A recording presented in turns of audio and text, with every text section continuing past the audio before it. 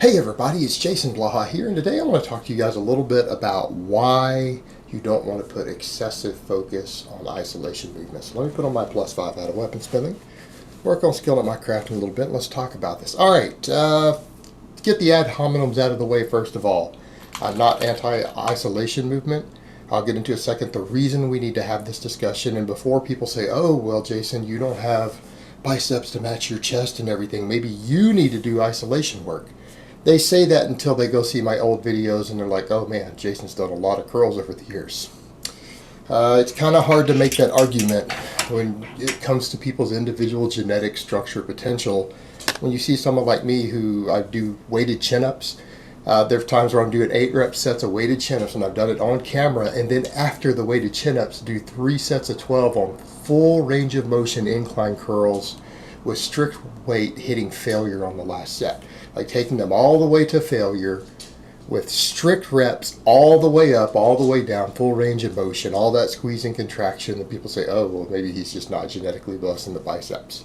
And that's all it is. So before people jump into there, there's plenty of training footage of me up doing strict incline curls, strict standing barbell curls without cheating, full range of motion, and doing weighted chin-ups and tons of heavy rows. I'm just not genetically blessed in the bicep department. It just is what it is. I got those calves though, and I don't have to train those ever. I have 19-inch calves without doing any calf raises. So, that being said, on to the point. The reason to make a video like this is only because so many people are so dogmatic, and because the trend has been in the training world, particularly online fitness, bodybuilding world, all that stuff, is to put such a massive focus on isolation movements they become ineffective and to lead to overuse injuries. If everyone out there was saying you need to do no isolation work ever and only big compound movements for every person for every goal, I would be making a different video saying, well guys, no, that's not true either. Okay? What we need to look at this as is all of our tools that we have, these training tools, are tools in the toolbox. Yes, I am very biased towards big, heavy barbell work. Yes, I believe that at least 80% of every human being's training should be with a barbell, or at least weighted body weight movements, if not a barbell. Weighted dips, weighted chin-ups, weighted glute ham raises. I believe that. But I'm going to go out on a limb and say that people's compound isolation work should be somewhere between 0 and 20% isolation work, depending upon your specific goals, your specific needs, and where you are in your training. The case for this is going to come down to the fact that isolation movements put neither as much strength on you, as much size on you, and they cannot be trained for long-term progress the same way that compound movements can. So even in short-term studies, isolation movements don't beat compound movements in the same muscle. In other words, when you go look at novice lifters, not one study has ever been produced to where barbell curls or dumbbell curls or machine curls put more bicep size on a novice lifter than lat pull downs did, when workloads were sufficient to stimulate growth. Meaning, as long as volume was there and progressive overload is there, all those studies show lat pull downs put just as much size on as curls do. And even these novice lifters who add curls to their lat pull downs don't gain any more bicep size than the group of guys who just do lat pull downs. The reality is isolation movements do not cause the target muscles to grow faster than compound movements that use them as primary movers.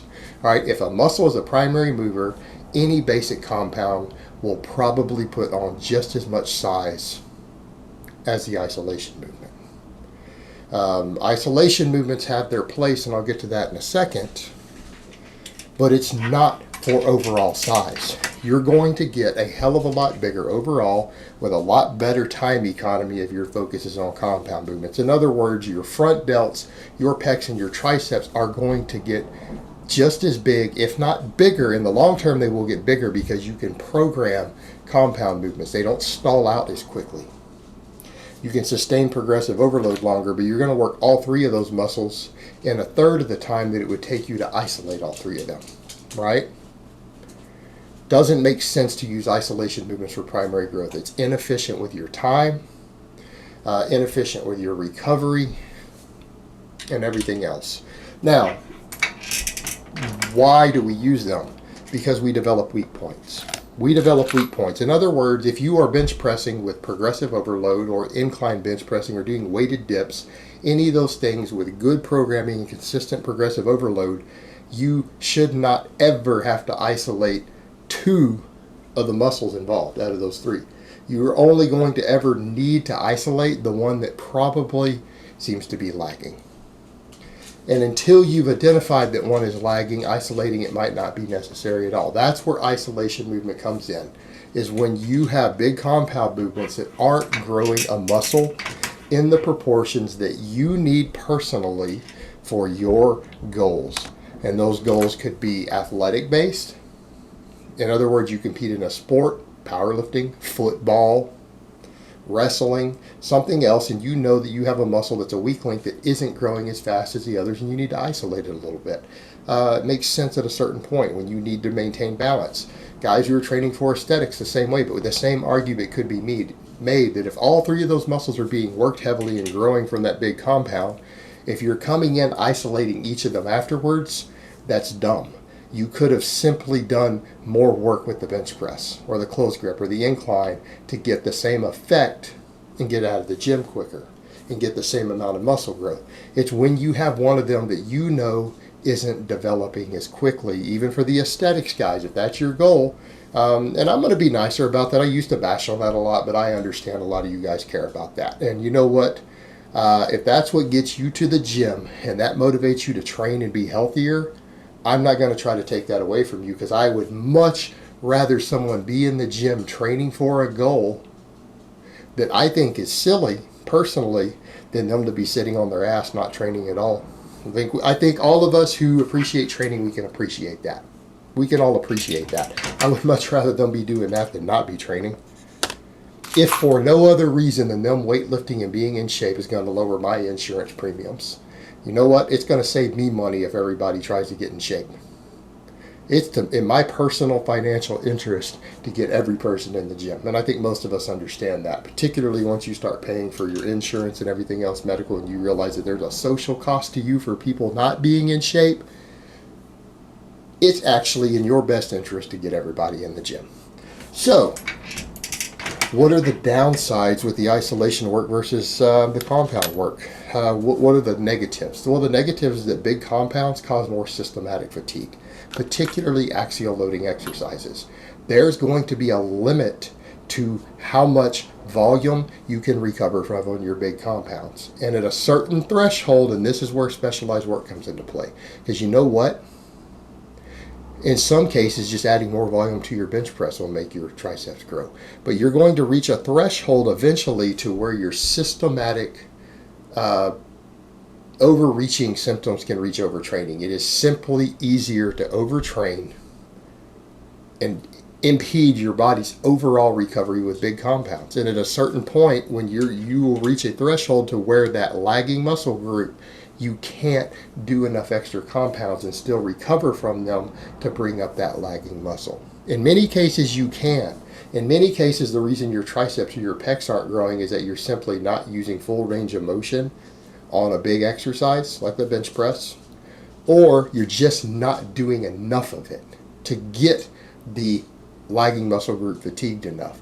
But there reaches a threshold to where you can't recover from any more volume, and you're still not stimulating the maximum growth that you need in that muscle, in which case it makes sense, because it's easier for your entire system to recover from a tricep extension or a fly than it is a bunch of 5 and 6 rep heavy bench presses, right? They're easy to recover from. So there reaches a threshold to where it makes sense from a total body recovery to go ahead and just isolate the lagging muscle group. The downside to isolation movements, they're harder on tendons and joints. People say, what? I thought the big heavy weights are. No, because the weight is evenly distributed across a large number of joints. The more joints and the more muscle groups involved and the more joints that move on an exercise, the easier it is for your body to handle. Because usually we're loading normal movement patterns, we handle those joint angles better. In other words, your knees handle squats better than they do a leg extension, because you're pushing the body through a normal movement pattern that is well designed and adapted to, and just loading it. and the weight is distributed across multiple joints that soak up the impact of it.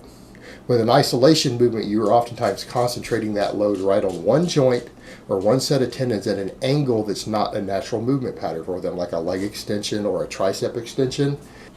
In fact, most elbow tendonitis and elbow pain that you're going to get from training is going to come from your tricep isolation movements.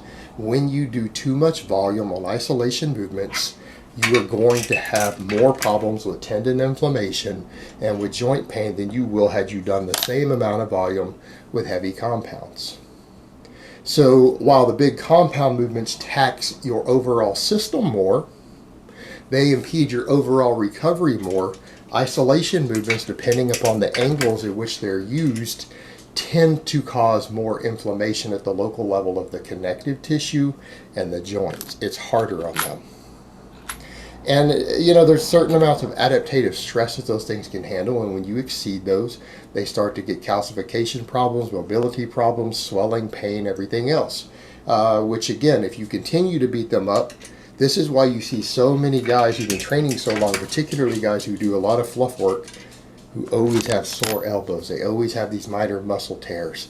They always have to wrap everything. They always have to use sleeves. It's because of overuse, particularly at bad angles, bad biomechanical angles of those tendons and joints. And that is usually far more easily achieved with isolation movements. So the problem you run into is overuse of those areas. It becomes much, much easier with isolation movements. So again, they should be used sparingly and used when they're the best tool for the job. In the case of, say, your triceps aren't growing fast enough from your bench press and overhead press relative to your pecs and your delts, that's the point to where you go, okay, isolating my triceps makes sense at this point. Whether the goal is aesthetic or performance-based, a weak point is a weak point. And as far as your systematic recovery goes, you have to balance systematic recovery with getting enough workload to stimulate the growth that you need. Conversely, if you go too far the other direction and you do too much isolation work, you're more likely to deal with chronic pain and injuries in your connective tissue and in your joints. So what it comes down to is using the right tool for the right job, balancing minimum effective volume with maximal recoverable volume, whether it's systematic or localized with each of those tools that you use. So like with anything else, guys, there are a wide variety of tools in our toolbox, and it's up to each of us to think through and use them wisely and intelligently towards reaching our goals, and to not be overly dogmatic in any one direction. All right, guys, but that's really all I have to say on that today. I hope it's been informative, and I will talk to you guys next time.